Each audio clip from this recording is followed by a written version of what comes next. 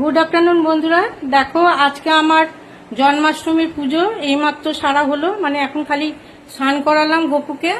এই যে গপুকে স্নান করিয়েছে, এখন খাওয়ানো বাকি আছে, খাওয়াবো।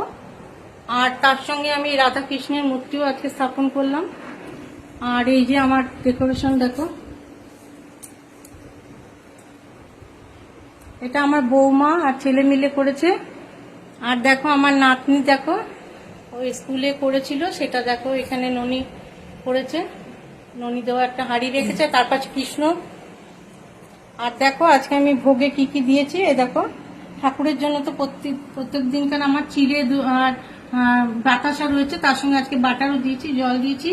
আর আজকে আমি ভোগ হিসাবে দেখো কি দিয়েছি, লুচি দিয়েছি, সুজি দিয়েছি, তালের বড়া কালকে করে রেখেছিলাম, তোমাদের সঙ্গে শেয়ার করেছি, তালের বড়া করে দিয়েছি।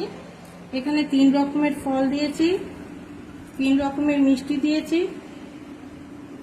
এখানে গোপালের সেরা লাড্ডু দিয়েছি, গোপাল যা ভালোবাসে লাড্ডু, নারকেল নাড়ু 2 রকমের, সাদা নারকেল নাড়ু আর গুড়ের নারকেল নাড়ু, আর তিলের নাড়ু, আর এখানে সন্দেশ। আর এখানে কপুর ভালোবাসার জিনিস বাটার, মানে মাখন, আর সমস্ত রকম লজেন্স দিয়েছি।